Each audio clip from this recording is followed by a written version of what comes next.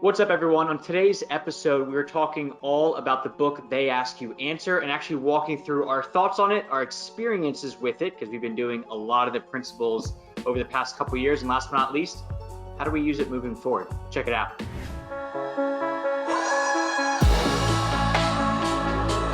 What's up, everyone? Welcome to Contractor Growth Network. I'm Logan. I'm Alex. And today we're talking all about the book They Ask You Answer. We actually had Marcus Sheridan on the podcast a few episodes ago. So if you haven't heard that one, go back, check it out. We talk a bit about the book, but we also talk about this current climate that we're in with everything. So it was awesome to actually have him on. But today is all about the book. So Alex, what did you think about this book? I loved it.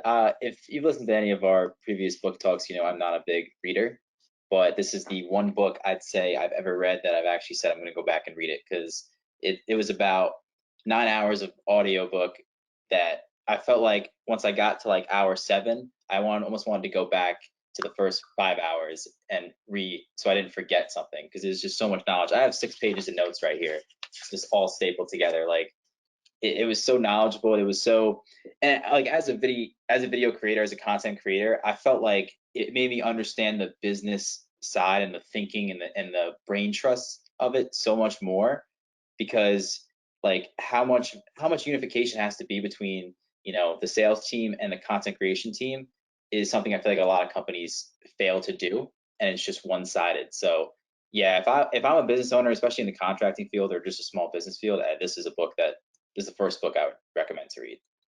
Okay, so let's pull it back a little bit. You got your dad. hmm Would this be applicable to your dad's business, you think? I think it would. We've talked about this before. If he wasn't 62, I think it would. I'd recommend it more for him to read. But like, yeah, I think it would. I think if you have any like local competition, like I know the oil industry is very similar to contractors. There's about a dozen in your little circle. So if you can stand out in your competition, this is a book that can really help do that.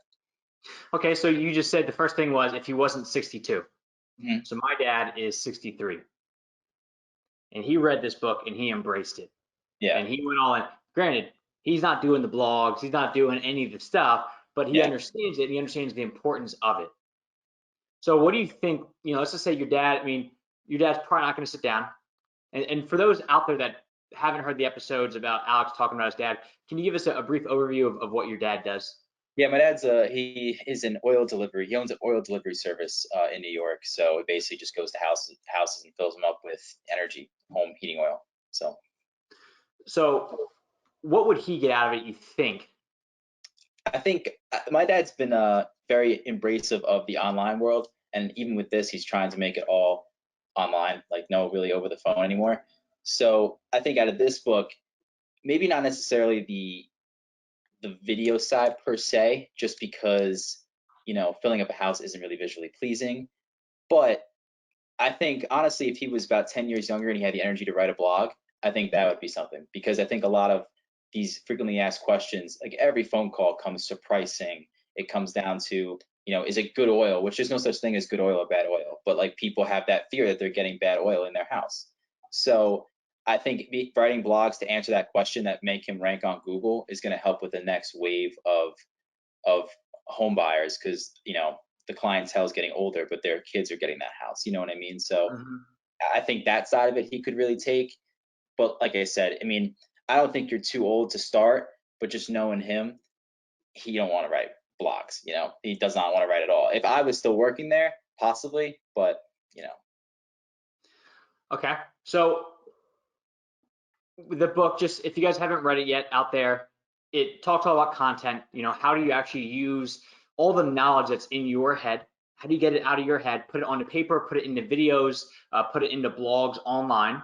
How do you use that? And their topics are, first off, just like the basic FAQs that you get. What is your service cost? Why does yours cost more than others if you're higher priced? How long does it take? What options do I have?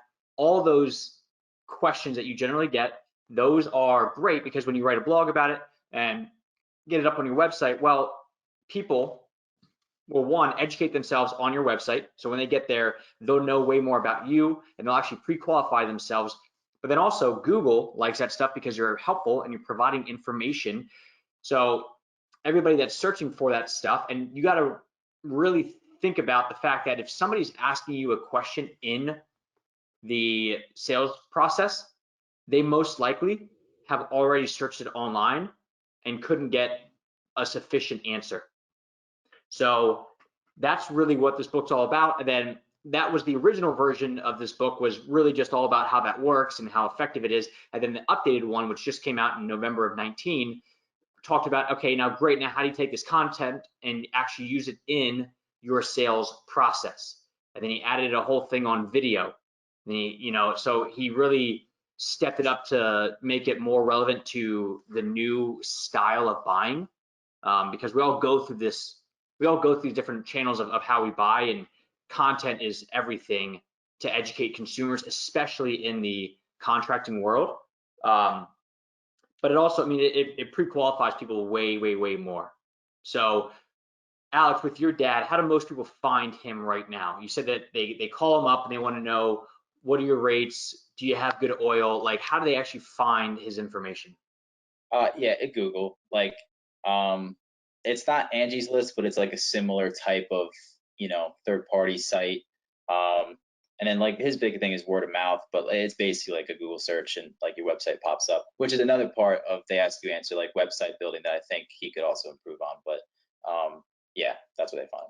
So you think, like, if your dad had on his website where it just says, hey, here's a number to call about getting oil, but before you call it, here's a quick article about all the most commonly asked FAQs that we get. Do you think people would read that before calling him, or do you think they would forego that and just call him? I think so. I think having like, yeah, that's a good question. I mean, just knowing the clientele, a lot of people are just afraid to do the website, like as a clientele, because they're much older. But I think the people that use the website think it's super, it's way easier, it's way more efficient. I think like having more like stricter call to action buttons on his website, like in what the book says, like lead them down a path. It's something he's been trying to develop over the years with his website developer. And I just think if he read this book, this would be like 3 years in advance without having to struggle. But I think also like having an FAQs like question on his website, or a page with videos that answer that question, that could easily just say, this is my company, this is my guy.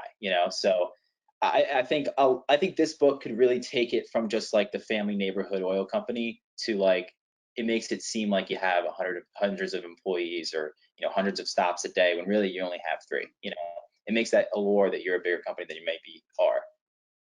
Which the candor that they use with this stuff, it's not like, what they do is they don't say, well, I don't know what the price of oil is going to be because it fluctuates all the time. But if you Mhm. write an article about that says, hey, look, I've been doing this for, how long has your dad been in business for? 35 years. I've been in business for 35 years. The most expensive it's ever been was after X date, and the Mhm. cheapest it's ever been, crazy enough, is after X date. But in recent history, it generally fluctuates between this price and this price, and that typically is based on a couple things. One, what season of the year are we in? Two, what is OPEC saying about the price of oil? Mhm. Three, and then like, so in what he's effectively could be doing is he's not locking himself into an exact price. All he's doing is just educating people on what ballpark ranges are. Because like, I personally, like, I have no idea what the price of oil is. I mean, Mhm. I know what like a gallon of gas costs, but like, that's because I use it, once a week at the Yeah. gas station. Yeah, and you're right. It fluctuates every day. So like I know Marcus Sheridan said the same thing about how much does a pool cost, and all he wrote in the blog that got ranked and got them $6 million in sales is, it depends. That's all it wrote, and that's all you have to write. It's just straight up answering the question, because yeah, you said it earlier. Like, what's the most commonly asked question in Google? Probably, and it's probably, what's the cost of oil? So if you wrote a blog like that, or you did a video like that just answered that simple question, you know, $6 million in sales, that doesn't lie. The numbers don't lie. So yeah, I mean that's a huge objection you can get right out of the way by using the practices in this book. And it's easier because what the best part about all this blogging and content is when you're trying to sell to somebody over the phone, you got to do it strategically by asking questions. And you got to talk more about them and things like that. And you're going to come off arrogant if you just talk about how great you are and how much you know, and it confuses people. But for some crazy reason, if you take this and put it into blogs or into video form, people watch it and they love it. Yeah. If I told you right now, Alex, as a salesman, Alex, I build the best websites ever. You're going to love it. Your friends are going to love it. It is tremendously helpful. You're going to go, okay, great. This guy's kind of a jerk. But if I write a whole blog about how we build our websites and say this is what goes into it and use more of a neutral tone, then now I'm that helpful resource and you trust me to actually build your website. So, and the way that we do these things, especially with, let's say, price, for a client's price, we always include 3 prices. We include 1, the high end of it all, meaning what we'd like to do is we like to set a high anchor. So let's just say like the price of oil, right? For your what are the units that your dad does it on? Is it gallons? Gallon, yeah. Gallon. So he could say like, lead off with like, what does it cost to get oil delivered to my home? And you could, he could talk about, well, the highest it's ever been crazy enough was $5 a gallon. And this happened on this date, this, so then what you're doing is you're setting this high anchor. So now any other price is going to be less than that. So people are going to go, wow, okay, well, thank God it's not $5 anymore. It's only $4. So it's actually not that bad. So you're setting a high anchor because then people will compare your price to your high anchor.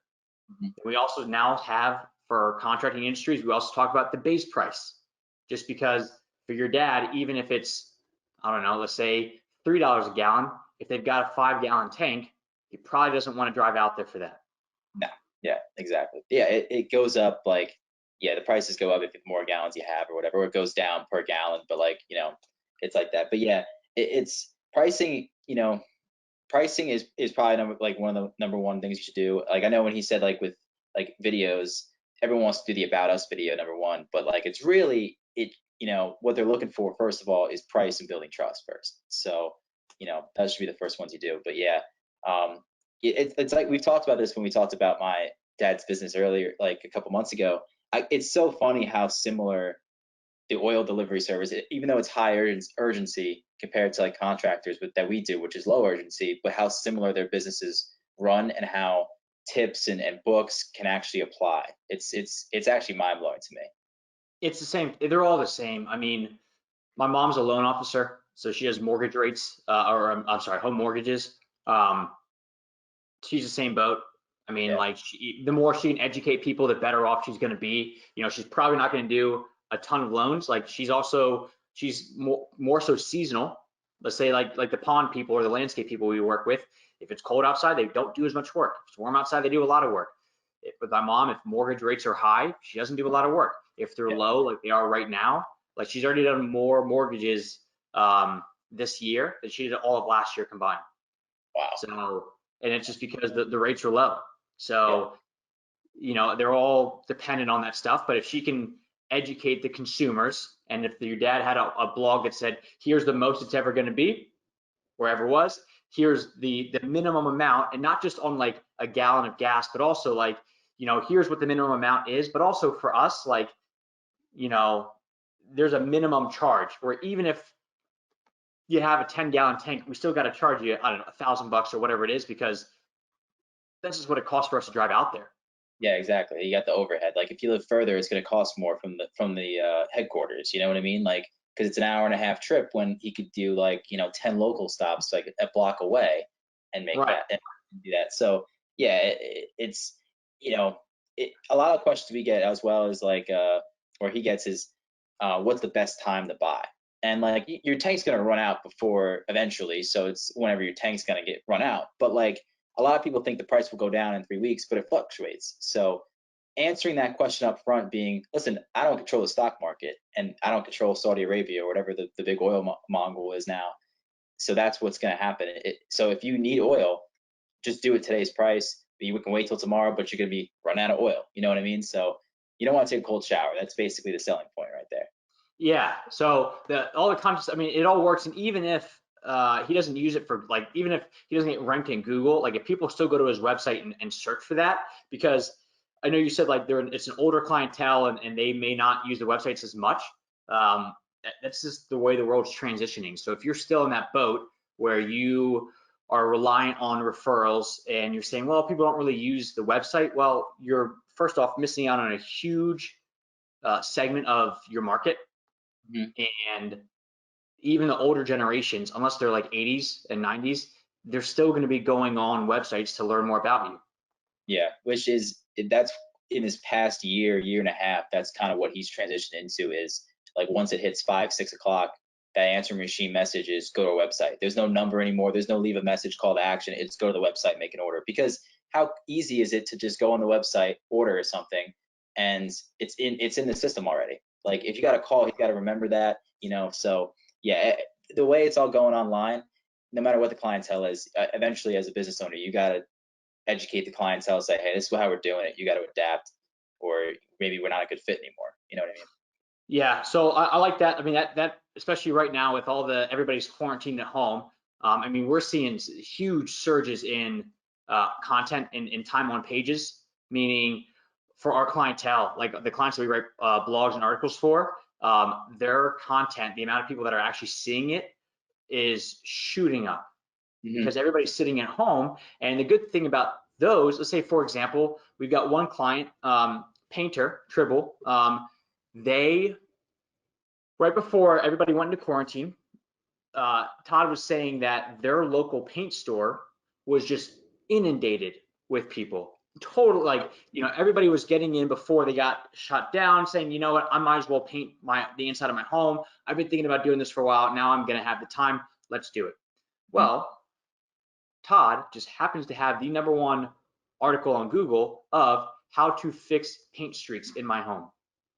Yeah. So all those people in his area that are going out and they're going to paint their home themselves, then they go online and go, how do I fix it? It just happens to be that in his area, he's #1 on Google for that. Yeah. Which I think is a big, that's the big shift of what this is, what we're like dealing with now. Instead of now saying this is why you should hire us, it's like Todd and Dan Sherwood of Sherwood Paint, another client of ours, like they could shift that into, okay, this is how you fix it. This is how we would do it, because no one's going to want to invite them into the home. But as soon as the thing's lifted and they realize, wow, they told me how to fix it, let's have them paint this room, you know what I mean? So when they come out, so you're building that trust, and it's a different type of, different kind of marketing that you can, and sales tactic kind of that you can do while you're doing this. It might not benefit right now, but I guarantee you in a month when we're out of this, it will. Yeah, because like people right now, they're not buying as much just because everything's uncertain. We've got this virus that we're not even over the hump of yet, so nobody knows what is going to happen. And I know, right, we've been pushing this virtual selling and virtual sales and stuff big time, which is great, and that's going to be the future. However, right now, it's the leads just from what we're seeing everybody across, it's not just contracting industries, like a lot of the big time marketers, like we follow a lot of their stuff and we'll like communicate with some of them, and we'll pretty much just like, we'll see the exact same trends. Like client content and our content is going way up, but the sales are at a standstill right now just because nobody wants to buy unless it's like a necessity. And everybody's kind of going back to that Maslow's hierarchy of needs. So they're back to security, food, shelter, family. And that's really what they have. And that's really what they want. But they have so much time in their hands that they're consuming content like never before. Yeah. Yeah. So, and there's only so much Netflix you can watch before.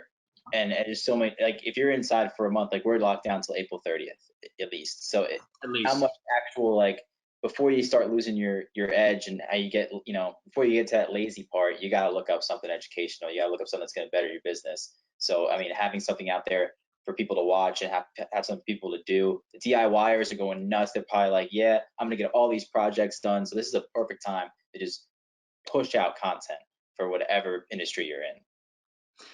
And a lot of these people, and I know one of the biggest fears is, well, if we teach them how to do it themselves, then why would they hire us? But the people that want to do it themselves, they're never going to hire you anyway. And two, maybe they do the basic thing themselves. Maybe they paint I don't know, they paint their living room themselves, and they realize how hard it is. And then when it comes time to do the exterior where they need ladders and it's way more intensive than just living room, they call you because you're the one that actually taught them how to paint the inside of their home. Yeah. So you can't look at it as well, if I teach them how to do it, they won't hire me, because there's so much information online that if you're not the one educating them, somebody else will. Bob Vila will. Somebody else will literally teach them how to do it. So it's not like they're not going to find it if they want to find it. But now if they want to find it, it just happens to be your article, which builds the brand. Because not everybody's a DIYer, but some people are. Yeah. Plus, like if you target the wives, they're gonna want you to come in and fix it, because Yeah. guaranteed you're doing a whole kitchen or bathroom remodel. There's no way they're doing it. The DIYers are doing it correctly. So yeah, it's all about that future sale, that sale down the road, that they're gonna be like, okay, I need this guy to fix it, or he taught me how to do it, so let's see if he can teach me how to undo it. You know what I mean? I mean, think about that, like this podcast, like all the stuff that we're doing right here. Like we talk about a huge array of topics, from websites to video to Facebook ads to selling to running a business. And I mean, we have a whole team of people that do this stuff. So one contractor is you're not gonna be able to do all the stuff that we talk about, because it's too much for you. Plus you got to run a business. So, but we know that maybe you get started on your own blogs, and then eventually down the road, you're like, all right, I got the blogs. Let's go ahead and start picking up on the, like the Facebook and email marketing, because I got the content now. So we go, great. But because we're the ones that taught you how to do the blogs or helped you along with that stuff, you trust us. You've been, with us for a while. Now you're way more likely to hire us because you've been hearing our voices once a week for the past however long. Yeah. And when everything's going smoothly and life keeps moving on, it's easy to be like, I hear what they're saying, I gotta get into content, or I gotta get into like adjusting my website. But like now, when it's at a standstill and you can't even drive out to a client's home, or you can't even really do any work, it's like, okay, it just like take one or two pieces of like the information we're giving you and just try it out and build up this content. And then when you're back going, or build up ideas, or get your team prepared for what's going to happen once we get out of this, because if you try to take everything at once, it can be overwhelming and just add more stress to this stressful time. So if you start with one thing, it'll just be the building block for months to come, even when we're out of this. This is like the companies that have been putting off the content because they've always said, well, I've got the Home Advisors and the Angie's List and these third-party lead generation sites. Well, since buyers aren't going there right now to hire, they're going online to learn more about the systems and processes and what goes in it. The people that are relying on those brands, those companies, their brain effectively is gone right now. But those that have the content out there, that have been consistent with it, those are the companies that are still getting leads. Like my Premier Ponds is still, even with all this craziness, they're still year over year better off this year than they were last year. And the leads are still coming in. Not nearly as much as what they usually are, but they're still coming in. Yeah, because people are still researching. Like if they wanted to buy before this, they still want to buy now. It's just, is it a good time? Probably not. But like all they're doing is gathering more information and getting more confident. So it's like, if you go dormant for a month and a half, and some other company is out there pushing more and more blogs, then that company that was probably number 2 or 3 on the list is now probably getting pushed up to number 1 on their list. So you don't really want to fall behind now. You want to double down on it and make sure when we get out of this, they're calling you. And if there's a time to start blogging, I mean, because like right now, I really think all this, this COVID, it's crazy, but this actually benefits these smaller companies just because they have, let's just take like the PPP, the payroll protection program, that by the time you listen to this, is the registration already be open. But pretty much the way that you apply for that as a small business is you go through tons of paperwork, and you get to get a loan up to 2.5 times your average monthly payroll for the past 12 months. So let's just say your average monthly payroll is 10 grand a month. That means that you get qualified up to a loan of $25,000. In which, if you spend that on the next 8 weeks on qualified things, which mostly includes payroll and other operating expenses, it's potentially a forgivable loan. Well, if you're a company that that's your overhead. You get 25 grand, you're good to go. But if there's another company where let's say their overhead, their payroll each month is 10 grand, but they got a bunch of machines, they've got a huge office warehouse that they have to rent out, and that adds on another 10 grand. Well, that doesn't get factored in. So now that, the one company is getting 25 grand and all they have to do is, spend it on payroll, and because their overhead's low, they're good. But the other company that has other expenses, other things they got to pay, that 25 grand goes much faster because they don't get to factor in all the other overhead expenses when they get the actual loan. So it benefits you in that way, but then also people want to help out local businesses. Like you see all the restaurants around here, like everybody's doing everything they can to like donate to the local restaurants, the ones that are like owned by people that live in the area. Well, smaller contracting businesses are the same way. Like if you put out that local feel to it, you talk about how you've been in the community for, your dad's been doing that for 35 years. He's not a massive Exxon, because like nobody really is stepping in to save Exxon right now if they had a delivery service. But Tim's Petroleum, they know Michael Timms, right? Yeah. So they're way more likely to step in and help him. So if he's putting out videos and blogs and things like that, they're way more likely to step in and help someone like that during a time like this, instead of the big brand that doesn't really have a personality behind it. Yeah, exactly. It's like all those millionaires that are donating, millions of dollars and hundreds of thousands of dollars, but everyone still is bagging on them because they're billionaires. So they're like, oh, it's only about 0.001 of his or her wealth. And thought that counts, and like they're still doing a great deed. But like if you or I were to donate $1 million, they'd be like, wow, these guys are awesome. Like that's such a generous gift.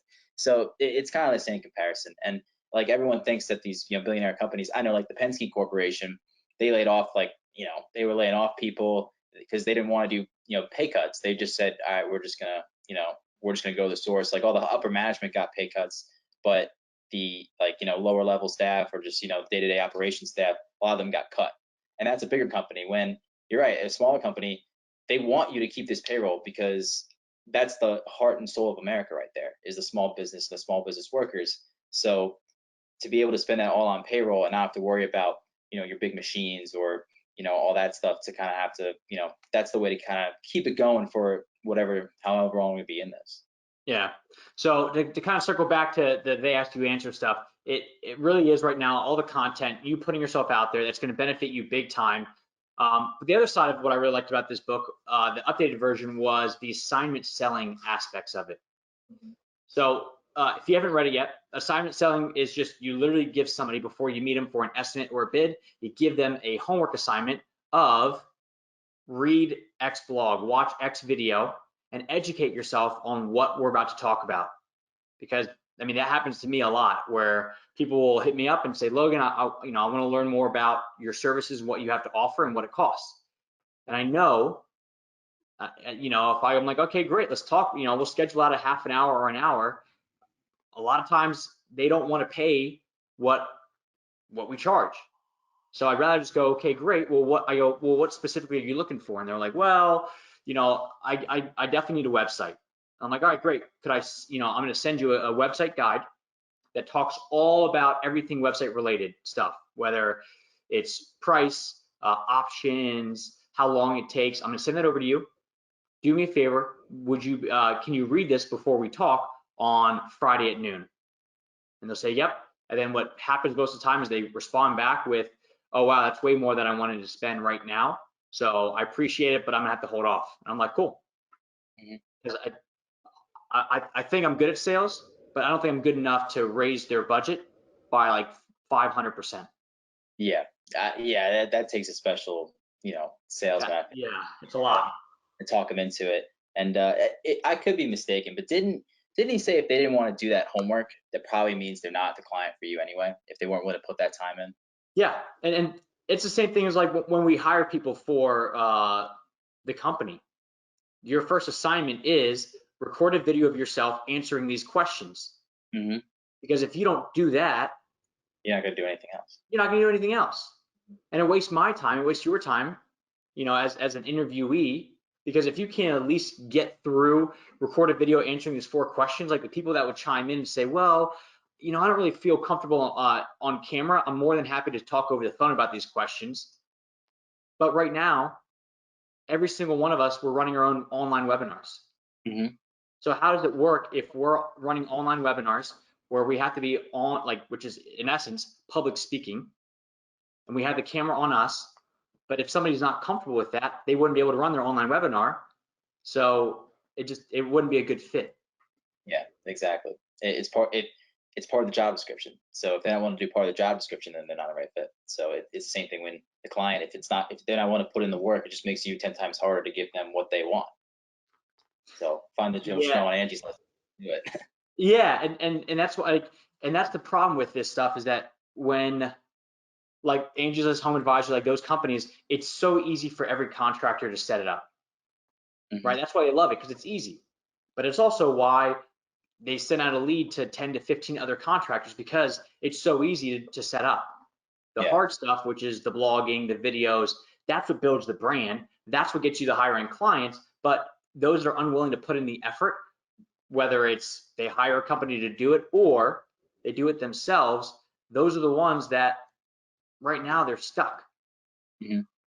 They're probably wishing that they had this content already done, already out there. So all the eyeballs right now that are online, because there's people are sitting at home, those are the people that are like, damn it, we should have had this out there. But it's also most likely the companies that coming into this whole thing probably said, no, I don't really need that much cash on hand. I can just do everything on credit, I'm good. And now, look at what's happening. There's no way to predict this would happen, but at the same time, it's like you take for granted. You're always just like, oh, like the bars will never close. Like, why would they close unless there's a prohibition? Right. Like, why would they close? But now look at it. So like not having taking that for granted, this is gonna teach everybody to be like, oh yeah, I need to be online. I need all this content. I need this. This is not just I wish my company was big enough, or I wish I had the extra payroll. No, you will find the money to put a videographer on your payroll after this. I guarantee it. Yeah, because like I love, after the whole Buds thing when I quit, and I remember having the log in my arms, with all the guys around me, and I'm like the officer, so I'm like the one calling out the commands, all that stuff. And this is when I had the stomach flu, so I'm literally throwing up on this log.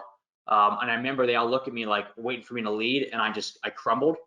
And coming away from that, I remember just thinking, like, after that whole thing was done, like, everybody's a good leader when the wind's at their back. But as soon as shit hits the fan, you get a stomach flu and you're not in your right, mental state, if you can't step up, right, like that's what really puts it all in perspective of how good of a leader you are. And I think that's what's happening with a lot of these companies right now is the economy was so good and everybody was just rocking and rolling, kind of flying by the seat of their pants because it'll never slow down. And I even said it like here in Charlotte, like I don't really think like even if there was a big recession, like Charlotte is growing so fast, I don't think it's going to put anybody on their butt contractor wise. Well, it just did because nobody can really work. So the companies that were doing the right stuff, even when the economy was good, they're fine now. But those that just were effectively they're good leaders when the wind's at their back. It's the same people that say that they're really big into customer service and providing great customer experience, but they're only really good at it when they like the customer and the customer is enjoyable. Yeah. So like, of course, everybody, it's easy to provide good customer service for somebody that's great. It's not easy to provide good customer service to somebody that sucks, and you got to deal with it. So the companies that were just saying, no, we're great, we're good, but they weren't doing the stuff that they should have been doing, they know they should have been doing, they're the ones that are hurting right now. Yeah. I listen to a lot of the CSA podcasts, and they preach the same thing. It's if you haven't been in this program for even like a year, or if you're not in this program yet, you're just joining, you're a little behind right now, because these are the times that you need to have this knowledge bank of how to do this stuff, and you'll be okay. To catch up like this is going to hurt you a little bit. It's not too late, but it's going to hurt you. You're going to be hurting a little bit. So yeah, I bet a lot of people are kicking themselves for that program they should have signed up for, or that video they should have watched, or that extra hour, 2 hours a night for a month straight to learn how to do video or write a blog. And it's not too late, but you're gonna have there's money that you probably could have had out there during this time that you lost out on. And that's what we're kind of like talking a lot of the clients with, where it's just like, look, right now nobody's buying, like whether like it's just tough. Like it's the leads are way down. Some people, they're still up. For a lot of people, it's across the board. I would say generally it's down, but people are sitting there. The homeowners are looking around, they're licking their chops of what they want to get fixed. And I mean, like the longer that we're in this quarantine, the more that I'm gonna end up probably buying just random shit on Amazon that I don't need. And I can imagine the contracting work is gonna be the same way, where it's like, as you get closer and closer to this thing being over, and you've been staring at how ugly these walls are, or how bad that pond is in your backyard, or how boring, your kitchen is. Yeah. And they've been looking at your stuff this whole time. You are golden. It's like every like, you ever go through like a bad point in your life and you're like, I gotta do a change to get rid of this bad mojo. Yeah, I was about a lot of these people are going to spend their time in their living room. They're going to spend their time in their kitchen, and they're going to go through a huge, remodel, whether it's just painting the walls, whether it's completely redoing the kitchen, or if it's just rearranging the furniture in their living room. They're going to, and finding out that they have a huge spackle hole in their wall behind where the couch was. I mean, that's what they're going to do after this, because spending a month in your house and like being able to point out all the imperfections of the house, I mean, why wouldn't they after this? They go, because the consensus is this is all going to go away. This isn't like the recession where nobody knows how we're going to get out of it, or the housing market, if it's going to come back up. Everyone knows this is going to go away eventually, and we're going to come back to somewhat of what it was before. So, you're going to be okay at the other side of it. It's just how are you preparing for that? I'm excited for that, because I realistically think the market share that not only CGN but also a lot of our clients are going to gain over a time like this is, like, I texted Dan and I was like, hey, this sounds crazy. I was like, but this may be like a defining moment, like this month and a half, 2 months that we're in this may set the tone for what's to come over the next couple of years for your company.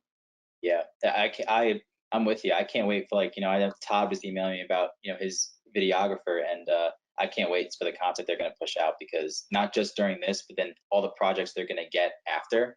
Yeah. And push out. It's going to be great, because they're going to be booked for months, if not like a whole season after this. And it's so cheap right now to get eyeballs on your company. Like, it's great. So I would say, just to kind of wrap all this stuff up with the They Ask You Answer. I know we went off on a bit of a tangent, but it's ironic, one, that this book, They Ask You Answer, happens to start off with Sheridan talking about using content to get him out of the 08 recession. And we said, okay, guys, this is gonna be our book for the month of March, not even realizing what was on the horizon. We couldn't have picked a better book, honestly. I don't think we could have. Yeah. Maybe one that was just like happened to be about like working from home. Yeah. Or Yeah. But yeah. The fact that, and I like give Marcus Sheridan, like, what a brain on that guy, because to think of this like during the 08 recession, yeah, it's kind of similar, but like to literally think of all this is how we're gonna get out of it. And honestly, like, they say video is gonna be 83% of the internet in 2022 or whatever. But like that, you think about it, that was what, like 14 years after this 08 recession, he came up with all this. So it's, I know video, this is like the updated version, but still it's the same principles. I mean, it's crazy. But before we go, I wanted to ask, like, you've read the previous version and now you've read this. Like, did like anything new kind of stand out to you the second time going through it? As far as, so when I was going through the first part again, which the first part of the updated one is really all about the content ideas, and even Turner, because Turner's read it before as well. And on the updated version, Turner and I kind of decided, like, as a content writer, like, this is a book that he should probably read once a year, just to refresh his mind on stuff, because he starts to run out of topics to talk about with clients. But then when he reread this, he's like, yep, I totally forgot about that stuff. So it was good to get reminded about how much information's out there, or how much information we need to be talking about. But in the newer version, the assignment selling stuff is huge. I did a little bit of it before, but not nearly to the extent of like what he does. Like, mine would just be like, hey, could you be in front of a computer, and then I've got a guide if you want to check it out. But now it's like, you need to read this guide before we talk. Put more I will not talk to you. Yeah, like put more responsibility on the Yeah, client. Yeah.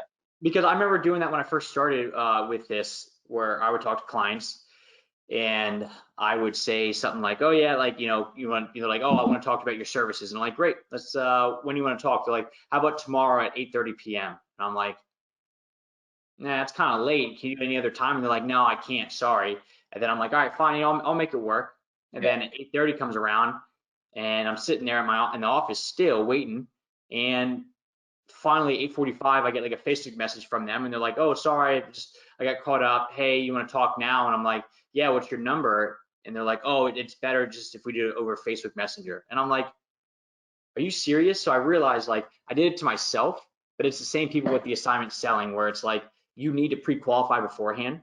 Where now I'm not, I mean, unless it's somebody like that I know, I'm not gonna take a call outside of like normal business hours, because if you don't have, a half an hour during the day to talk about the future of your company, how serious are you really about this?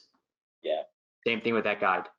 It's like you taking back that control is like almost giving the customer that exclusiveness. Like, oh wow, this company must be very, you know, busy, or they have like this, it's almost like your high class mentality when you put that back on them. Like, here's the homework I want you to do. See if we're a good fit, instead of like anything to do just to get you to like to buy from us. You look desperate. Yeah, you really do look desperate otherwise. Yeah.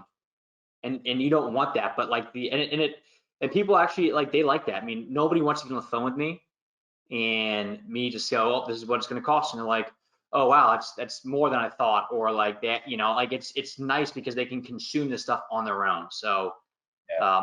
I'm glad we had that guide. I mean, we're definitely, now that like I've read this and like going to you guys, where I still get messages from people that are like, "Hey, I want to talk to you about your services and what investment we're looking at. Can we talk?" And in my mind, I'm like, what should I be sending them right now that educates them on everything without me having to plan this out, have them waste their time for us to realize that we're way off, way different than what they're looking for.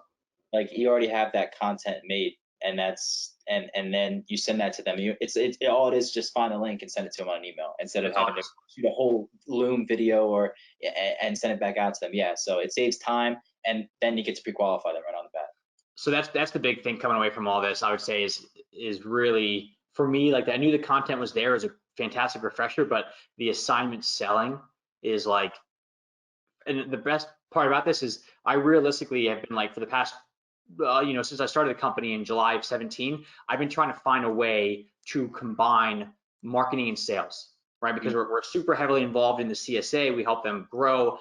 I've personally done several hundred sales role plays with contractors, and actually, so I know how to sell contracting work, using that system.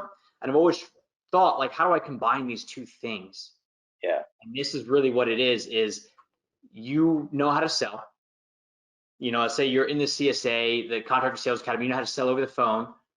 Well, now if we're able to give you a website that you can sell from, or a guide that you can sell from, or something else that is useful in the sales process that you use content, that ties the two things together. And that is how we go from just a marketing company to a marketing sales, AKA growth company, which is why we're rebranding from Full Sail Marketing into Contractor Growth Network, because we're not just marketing, we're literally just whatever it takes to get your company to grow, we're there. Yeah, exactly. You realize they go more hand in hand than like originally thought. Exactly. And I hate this. I still hear some people do that, where they're like, "Well, sales and marketing are different."